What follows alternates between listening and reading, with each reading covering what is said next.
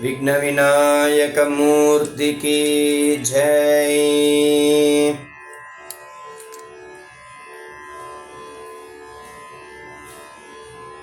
यमाय धर्मराजाय मृत्यवे चान्तकाय च वैवस्वताय कालाय सर्वभूतक्षयाय च औदुम्बराय दध्नाय नीलाय परमेष्ठिने वृकोदराय चित्राय चित्रगुप्ताय ते नमः। பரம கருணாமூர்த்தியான பகவானுடைய ஒரு அனுகிரகத்தினால மனித பிறவியை பெற்று நம்ம இந்த பூலோகத்துக்கு வரத்துக்கு காரணமாக இருந்த நம் முன்னோர்களுக்கு இந்த மகாலய பட்சம் என்னும் சொல்லக்கூடிய அபரபக்ஷம் அப்படின்னு பேர். இந்த பக்ஷம் முழுக்கவே அபரபக்ஷம் அப்படின்னு பேர். பரம் அப்படின்னாக்க, அபரம் அப்படின்னாக்க மற்ற இது மாதிரி ஸ்ராத்தாதிகள் அது மாதிரி பண்ணக்கூடிய ஒரு பக்ஷம் அப்படின்னு சொல்றது. இந்த மகாலய பட்சத்தில் 16 நாட்களுமே முன்னோர்களை வழிபடக்கூடிய ஒரு பட்சமாக அமைகிறது. பொதுவாக 15 நாள் தானே ஒரு பட்சத்துக்கு, நீங்கள் 16 நாள் சொல்கிறீங்களே அப்படின்னாக்க கிருஷ்ணபக்ஷ பிரதமையிலிருந்து ஆரம்பித்து சுக்லபக்ஷ பிரதம பரியந்தம் இந்த 16 நாட்கள் மகாலய பட்சம் அப்படின்னு பேர். யம தர்மராஜா கிட்ட அனுமதி வாங்கிட்டு நம் முன்னோர்கள் இந்த 16 நாட்களுக்கு அவளுடைய சந்ததிகள்லாம் எப்படி இருக்கான்னு பார்க்கறதுக்காக வருவாளாம். அதுக்குண்டான பட்சம்தான் மகாலய பட்சம் அப்படின்னு. இந்த மகாலய பட்சத்தில் நம் முன்னோர்களுக்கு செய்ய வேண்டிய ஸ்ராத்தாதிகளை, அதாவது 16 நாட்களும் தர்ப்பணம் அவசியம் செய்ய வேண்டும். எனக்கு உத்தியோகத்தில் இருக்கேன், நான் சீக்கிரமாக போகிறேன், அதனால் என்னால் பண்ண முடியல, ஒரு நாள் பண்ணினா போதும் அப்படிங்கிற ஒரு எண்ணமே வரக்கூடாது யாருக்குமே. ஏன் அப்படின்னாக்க, ஒரு வேளை சாப்பிட்டா நமக்கு போகிறதோ சொல்லுங்க? ஒரு வேளை சாப்பிட்டா நமக்கு போகிறோம்னு தோன்றதா?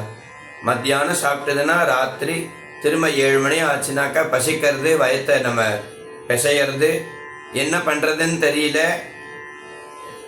டின்னர்லாம் ரெடி ஆகிடுத்தான்னு, டிஃபன்லாம் ரெடி ஆகிடுத்தான்னு கேட்குறோம். இங்கே கேட்கறதுக்கு சுவாதந்திரியம் இருக்குது, கேட்டு வாங்கக்கூடிய ஒரு சக்தி நமக்கு இருக்குது. ஆனால் இறந்த நம் முன்னோர்களுக்கு அந்த சக்தி கிடையாது. அதனால் அவள் இங்கே வரும்பொழுது அவளுக்கு 16 நாட்களும் நன்றாக ஜலம் கொடுக்க வேண்டும். சில பேர் ஒரு பஞ்சபாத்திரத்தை ஜலத்தையே தர்ப்பணமே முடிச்சிடுவா. அது மாதிரி பண்ணவே கூடாது. நிறைய ஜலம் கொடுக்க கொடுக்க கொடுக்க தான் அவளுக்கு ஆகாரங்கள். அதனால் ஒவ்வொரு நாட்களுமே விசேஷமான நாட்கள் தான். இந்த மகாலய பட்சத்தில் 16 நாட்களும் நாம் தர்ப்பணாதிகளை கொடுத்து பார்வண ஸ்ராத்தமாக தான் இதை பண்ணணும் அப்படின்னு சொல்கிறது. மகாலய பட்சத்தில் பார்வண ஸ்ராத்தமாக, அதாவது ஒவ்வொரு வருஷ ஸ்ராத்தமும் எப்படி ஹோமம் பண்ணி பண்ணுறோமோ அது மாதிரி பண்ணணும் அப்படின்னு சொல்கிறது. ஏன்னா இந்த ஹோமம் பண்ணி பண்ணக்கூடிய ஸ்ராத்தத்தில் என்ன விசேஷம்னா, நம்மளுடைய மாதாமக வர்க்கம், அதாவது அம்மாவுடைய கோத்திரத்தினுடைய அம்மாவுடைய அப்பா அம்மா அவளுடைய தாத்தா பாட்டிகளாம் பண்ணும்பொழுது இந்த ஹோமத்தில், இந்த மகாலய பட்சத்தில் பண்ணக்கூடிய பார்வண ஸ்ராத்த ஹோமத்தில் அவளுடைய பேர்கள்லாமும் வரும். நீங்கள் வருஷா வருஷம் ஸ்ராத்தம் பண்ணும்பொழுது யாருடைய பேரும் வராது. அப்பா தாத்தா கொள்ளு தாத்தா இவா பேர் தான் மாற்றி மாற்றி வந்துட்டுருக்கும். அம்மாவுடைய ஸ்ராத்தமாக இருந்தாலும் இவாளுடைய பேர் தான் வந்துட்டுருக்கும். அதனால் இந்த 16 நாட்களில் பண்ணக்கூடிய ஸ்ராத்தத்தில் மட்டும்தான் நம்மளுடைய அம்மா வழி வந்த தாத்தா பாட்டிக்கெல்லாம் நம்ம பண்ணக்கூடிய ஒரு கிருதஜ்ஞதா நிவேதனங்கள். நம்ம அம்மா பிரசவத்துக்காக போயிருப்பா, மாமா நமக்கு நிறைய செஞ்சிருப்ப, தாத்தா பாட்டி அம்மாவோட அப்பா அம்மாலாம் நமக்கு நிறைய பண்ணியிருப்பா, அவளுக்கெல்லாம் நம்ம என்ன பதில் பண்ண போகிறோம் அப்படின்னா, இந்த மகாலய பட்சத்தில் நம்ம பார்வண ஸ்ராத்தமாக பண்ணி அவளுக்குண்டான கிருத்தஜதா நிவேதனங்கள் நம்ம அவளுக்கு சரிப்படுத்தணும்.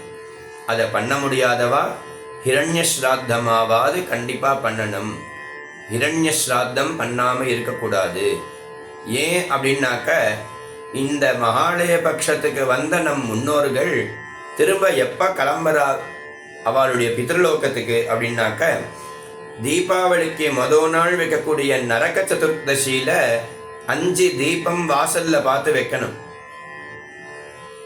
அந்த தீபத்தினுடைய வெளிச்சத்திலையும் கார்த்திகை மாசத்தன்னைக்கு கார்த்திகை தீபம்னு ஏற்றுறோமே, அதுக்கு முன்னாடி வைக்கக்கூடிய தீபத்தை பார்த்து பிரார்த்தனை பண்ணி, என்னுடைய முன்னோர்கள்லாம் திரும்ப யமலோகத்துக்கு போறாப்பா, பித்ருலோகத்துக்கு போறா, அவளுக்கு நீங்கள் எல்லாம் வெளிச்சமாக இருக்கணும் அப்படின்னு பிரார்த்தனை பண்ணுறது. அப்போ தான் அவள்லாம் கிளம்புறா.